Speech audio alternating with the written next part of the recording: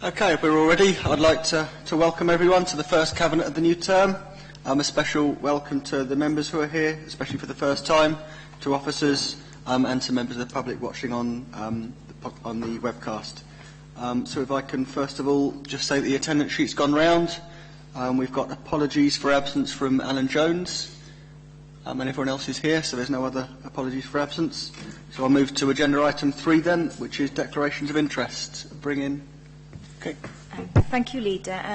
There are 2 items on the Cabinet agenda. There's an item number 7, which is regarding the 21st century schools, and item number 8 relates to award of contract for phase 2 at Cwmbran High School. So with regard to item number 7 regarding these 21st century schools, my advice, you'll need to declare a personal interest if you were a governor of either Cross-the-Keylog, St Albans Roman Catholic or Cwmbran High Schools, as these are affected by the report. Now, this is a personal interest but not a prejudicial interest. And my understanding so far is that Councillor Owen is the governor of Cwmbran High School, Councillor Daniels is also a governor at Cwmbran High School, and Councillor Crick is a governor at Cross-the-Keylog School, and Councillor Clark is also a governor at Cross-the-Keylog School. So if I can get members to confirm that's correct, and that's a personal interest only. Thank you. You'll also have an interest if someone with whom you live, or if you or someone with whom you have a close personal association works or attends either of these schools. Now, this interest is a prejudicial one, which would mean that you would need to leave the room when this item is being discussed. Now, Councillor Cross has indicated she has a niece who attends Cwmbran High School, so that is a prejudicial interest. You will have to leave when that item is being discussed. Thank you. So that's regarding item number 7. With regard to item number 8, you will have a personal interest if you were a governor of Cwmbran High School, or if you or someone with whom you live or someone with whom you have a close personal association works or attends that school. Now, this interest is a personal one and it's not prejudicial. So we've got Councillor Cross has a niece attending Cwmbran High School, but Councillor Cross, you'll be able to stay doing that item.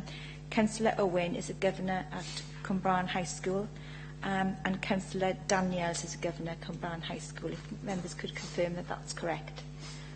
Thank you, Leader. I'm not aware of any other interest unless members have any queries. Thank you. Members happy with that?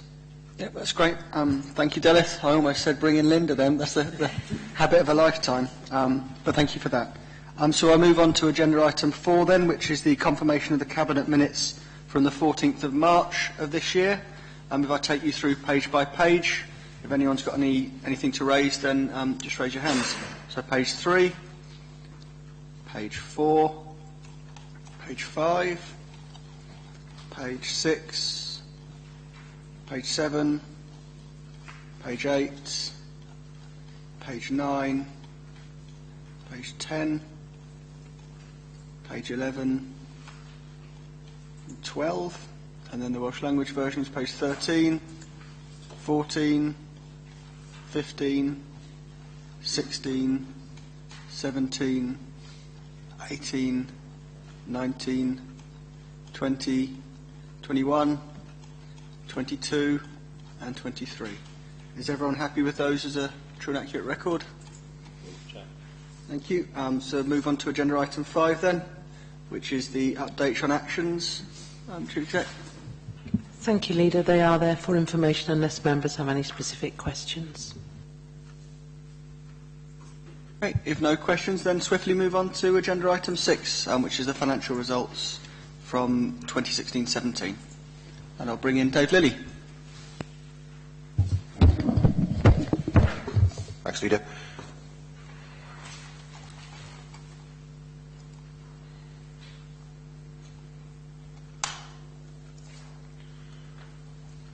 So this is our annual report on the financial outturn for 2016-17. So it's where we compare what we actually spent against our revenue budget, our capital budget, and an update and commentary on the reserves position as well at the 31st of March 2017.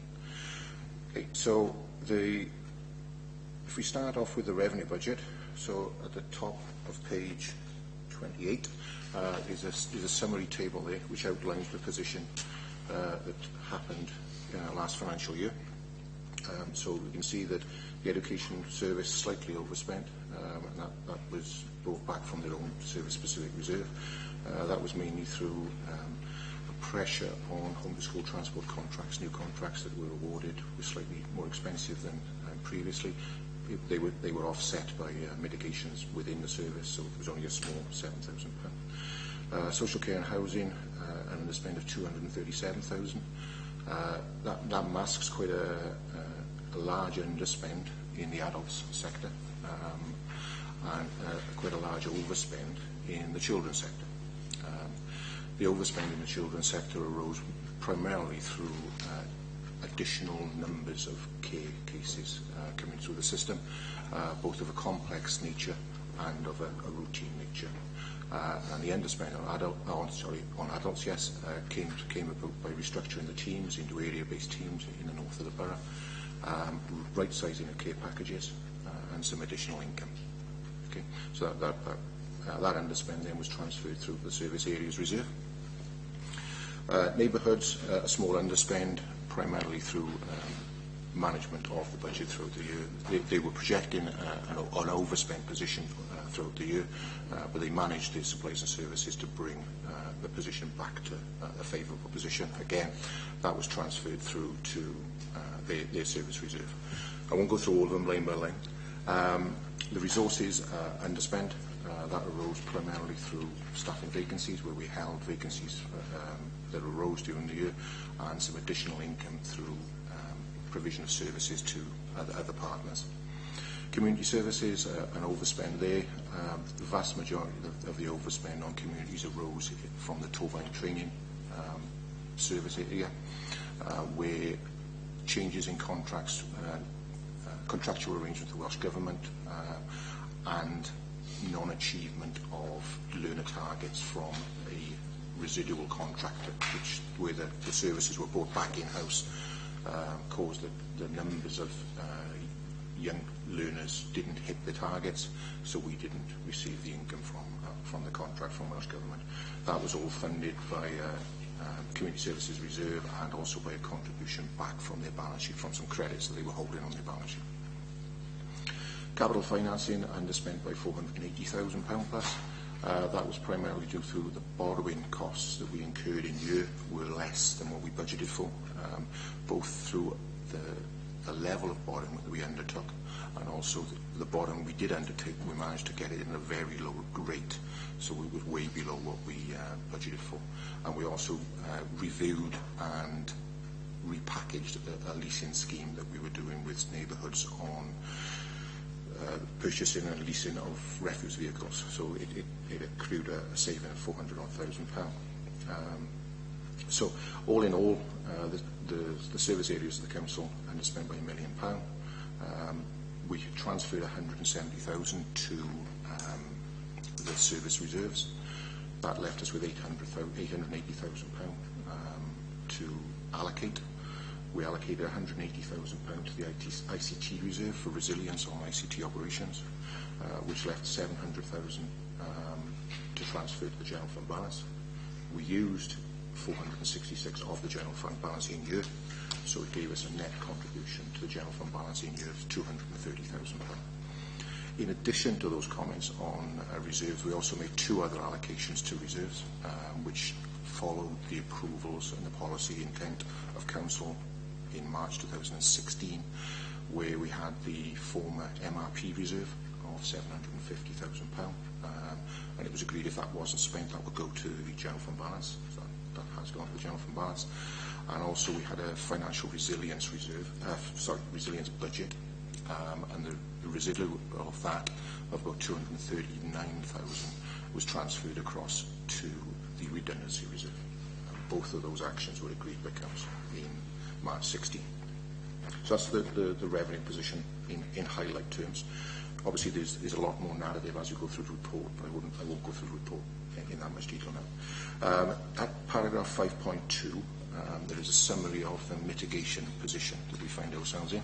So when we set the budget in March 2016, Council agreed £7 million worth of mitigations, and that table gives you a summary of the position. So we delivered 69% of those mitigations in a pure sense.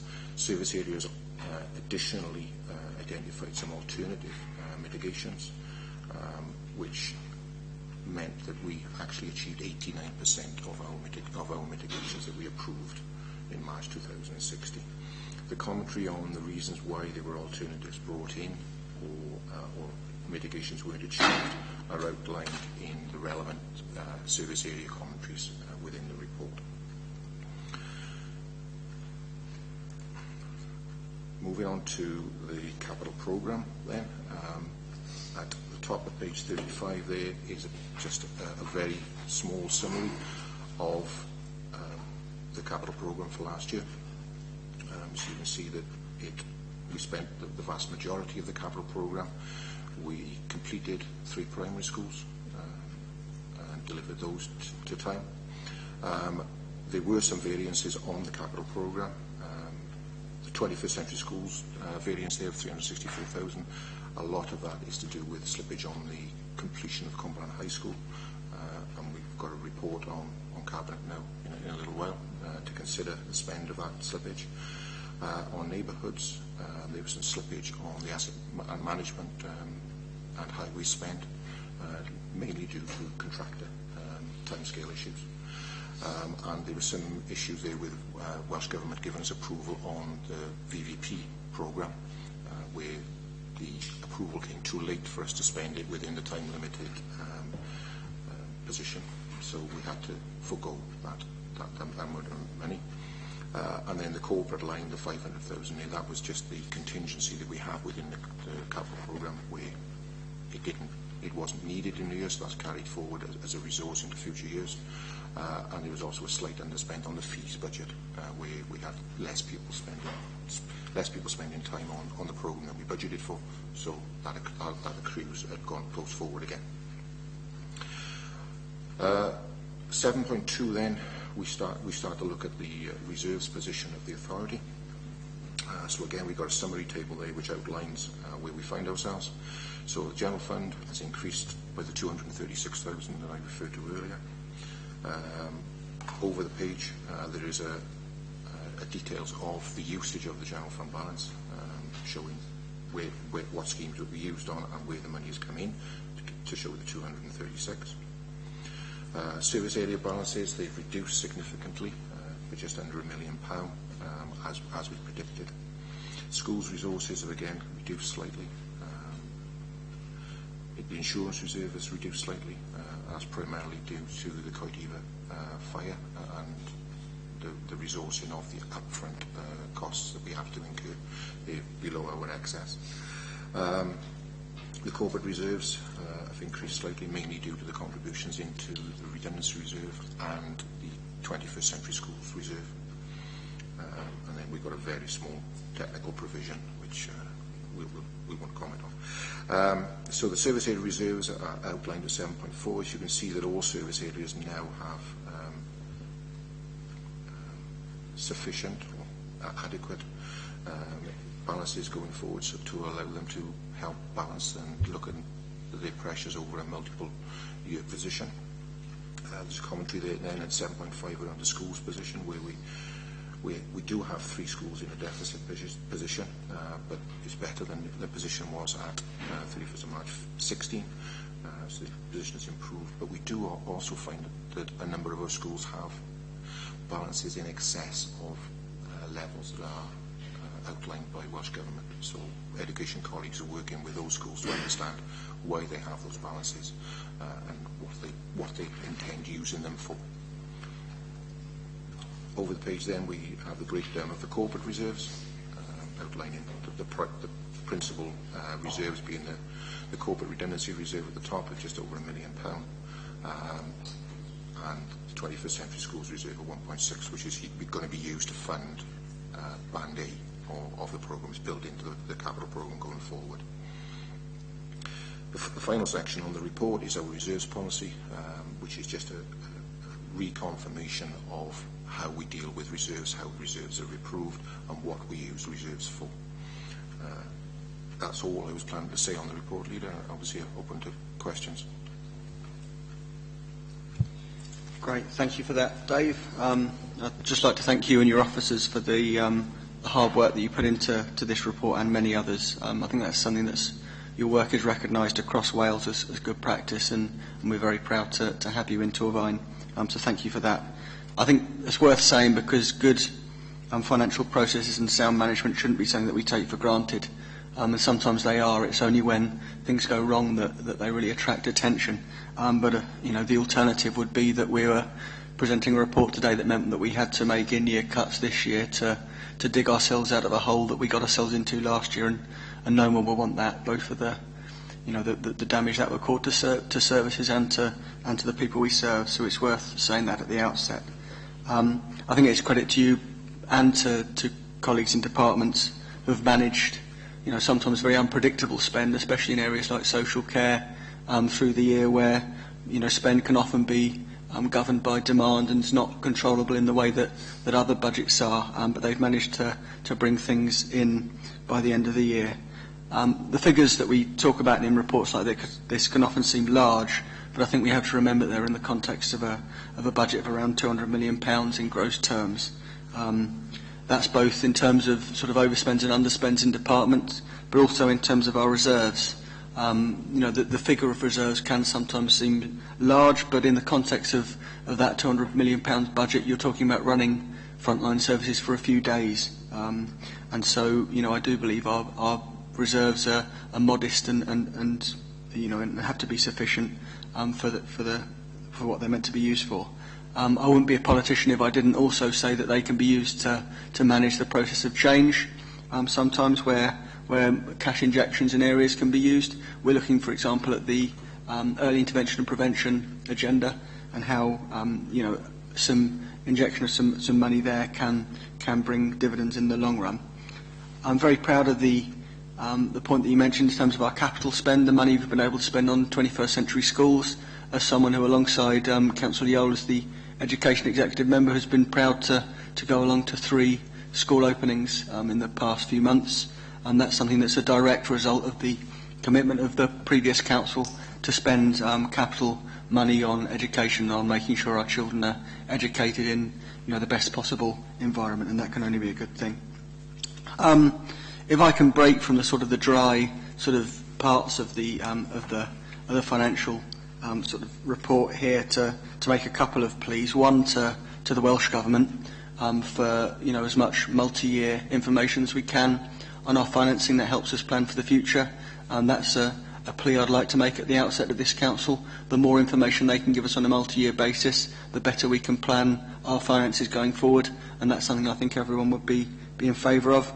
And secondly, to the new or currently being formed UK government, just to pause and rethink the policy of austerity, because we are managing through efficient financial discipline in this council to manage with ever less resources, but that can't go on forever. And frontline services and the people who provide them are suffering at the moment, and that can't go on forever. So that's my final plea before I open up to questions from anyone else.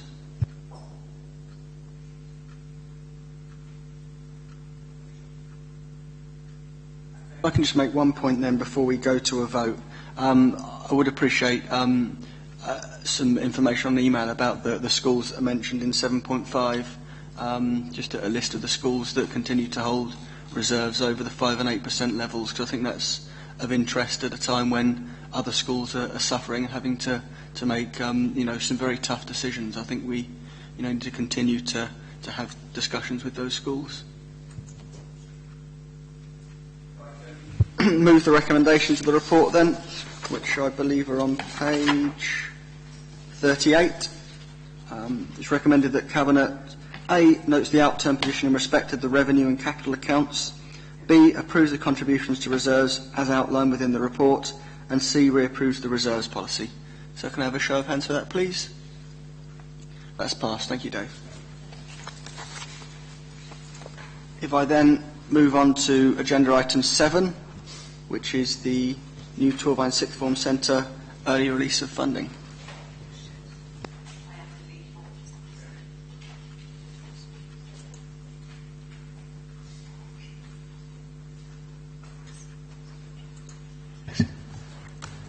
Thank you, Leader.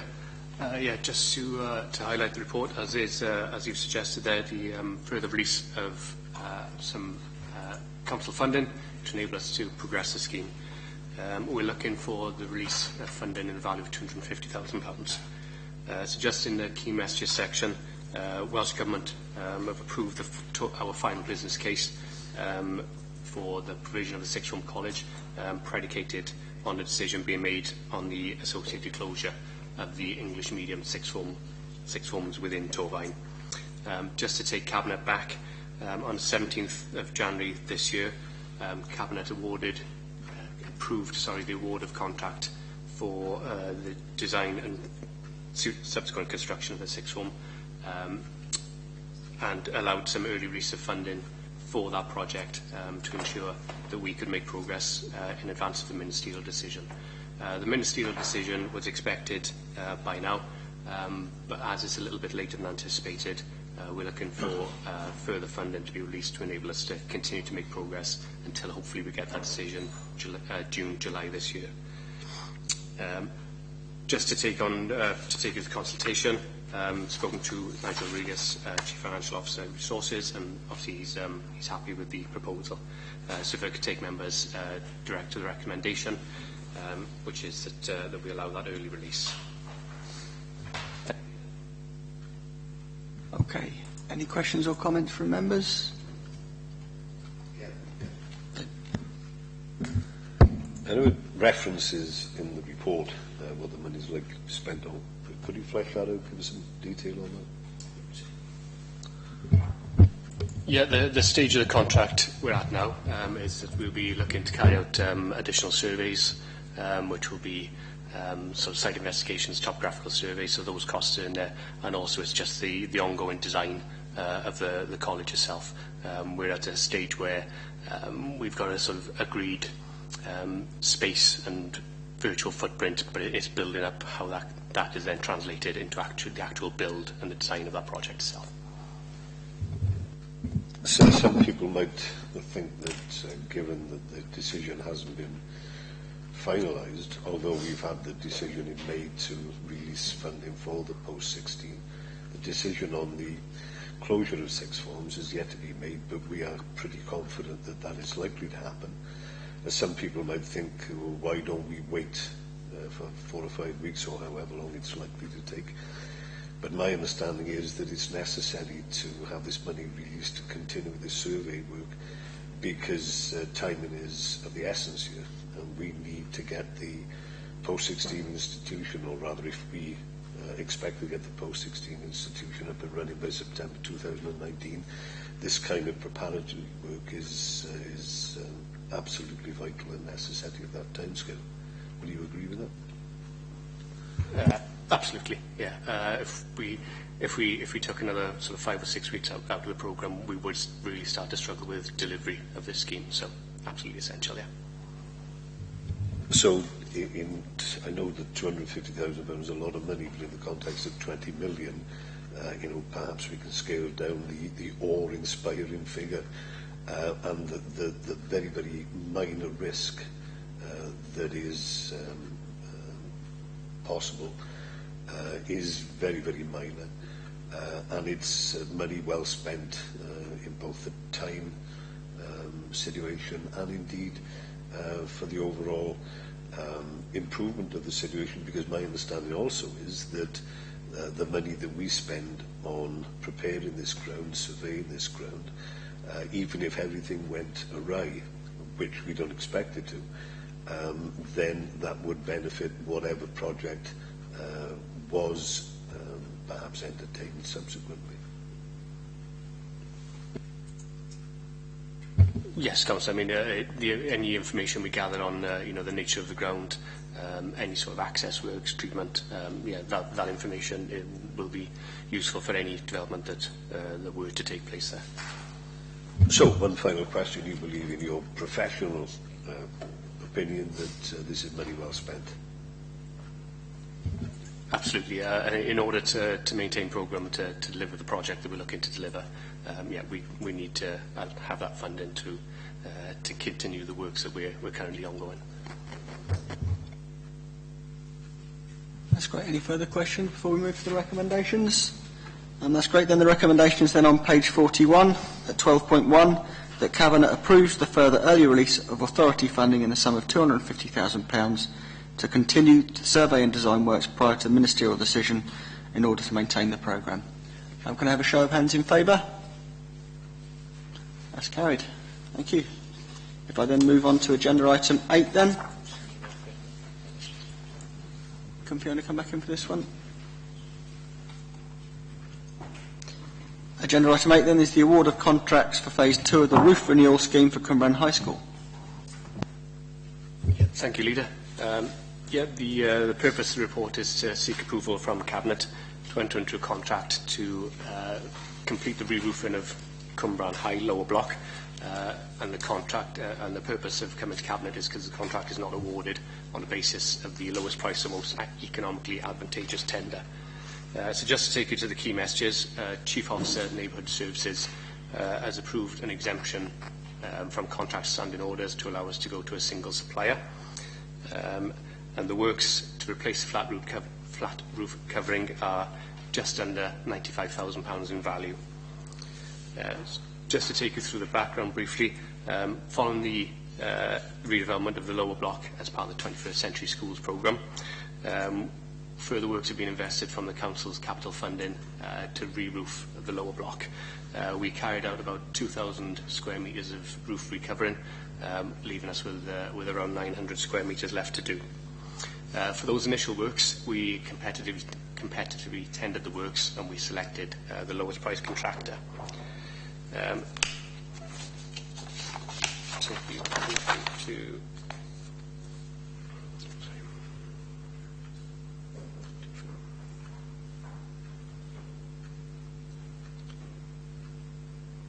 Just take the issues and findings sections. So the reason we're asking for this exemption is effectively because we've had 2/3, if you like, of the roof carried out by a contractor with a particular product. In order to protect the guarantee and the integrity of that product, we need to re-roof the remaining element with the same product. We spoke to the original contractor. He's agreed to honour his rate from 2016 and the sum of £94,000. £984.06 has been agreed based on those rates. So contract standing orders requires contracts between £95,001 and £150,000 not awarded on the basis of lowest price or economically advantageous tender to come to Cabinet. So with that, Leader, I'd like to take you direct to the recommendation, which is that we award the contract for the re-roofing works in the sum of £94,984.06. Thank you. Thank you. Any questions before we move to the recommendations? Veronica? Thank you, Leader. Just for clarity, why was this work outside of the 21st Century Schools programme? Because I would have thought it was integral to the school to have a waterproof, watertight building. And this quite surprised me reading it, and I'm sure perhaps other people would find it interesting to know why. Thank you. I think with the roof wasn't failing, so the building was constantly wet. And within the programme for the 21st Century Schools, unfortunately, this element of work couldn't be got to with the budget that was available at that time. So it was agreed that this would sit outside the 21st Century Schools budget, but we would pick it up as the Council as part of our normal capital investment in our building stock. Any more questions? So as I understand it, the sort of the worst part of the roof was done, but this is the rest of the roof, so to speak, and basically in layman's terms, the reason this is coming to Cabinet is because we think this is the best deal, not necessarily the cheapest, but it's best to maintain the guarantee and the integrity of the roof as a whole, seeing as one contractor's done the rest of the job, to keep the same contractor for the remainder. Is that correct? Great. Just to say, I think Cabinet can be reassured that as the first part of the roof recovering works was awarded competitively, I don't think there should be much concern that we're paying over the odds. What we had was a competitive tender awarded last year, and we're maintaining those rates. So I think Cabinet can be assured that the rates are good. It's like if you've had half your kitchen done with one person, you don't want to bring another contraction through the second, otherwise it might, backfire on you. Okay, great. So if I move to the recommendation then, on page 150 something. Is it page 51, sorry. Very faint type. It's that Cabinet awards, on behalf of the Council, approval to enter into a contract with Contractor A for the continuation of the renewal of the flat roof covering Cumberland High School for the value of £94,984 and the all-important 6p. So I can take a show of hands in favour. That's carried. Thank you very much. As that's the last report in Cabinet on this particular subject area, I think it would be wrong of us not to mention that this is the last Cabinet before the retirement of Duncan Smith, and to thank him as a Cabinet for the tremendous work that he's done over I won't put a figure to it because it will embarrass him, but a large number of years for the people of Torvine and for this Council.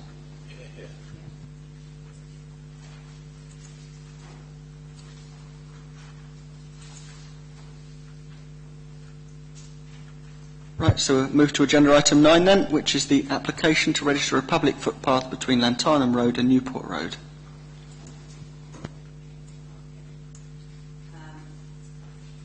I think members will be aware of this footpath application. It's sort of coming back. It's got a bit of a story to it. The report basically outlines to members that there was an objection made after the authority decided not to make a legal order on the footpath at Lantarnham. The inspectorate then made a decision to allow the appeal and directed the authority to make an order. The applicant subsequently withdrew his appeal as the developer agreed to put a path through the site. And advice was sought from the planning inspectorate that said we did not need to make that order. However, the inspectorate then reviewed his advice and decided that the order is legally binding, and therefore the authority is required to make an order to add a footpath to the authority's definitive map and statement. So the recommendation is that Cabinet approves the making of the order. We have to modify the authority's definitive map and statement as attached on the Appendix 2, the map, and that the authority adopts a neutral stance during the forthcoming hearing or planning inquiry and advises the planning inspectorate of our reasons for doing so. So that's really the nuts of the report. Okay, any questions on this report before we move to the recommendations? No, so I move you to the recommendations then that are on page 69. That Cabinet 1 approves the making of the order to modify the authority's definitive map and statement of public rights of way by adding a public footpath between Lantarnham Road, Lantarnham and Newport Road, Lantarnham, as shown on the plan attached, and 2, that the authority adopts a neutral stance during any forthcoming hearing or planning inquiry and advises the planning inspector of its reasons for doing so. So can I have a show of hands in favour? That's passed. Thank you very much. Which means we move to agenda item 10, which is appointments to joint committees and partnership bodies.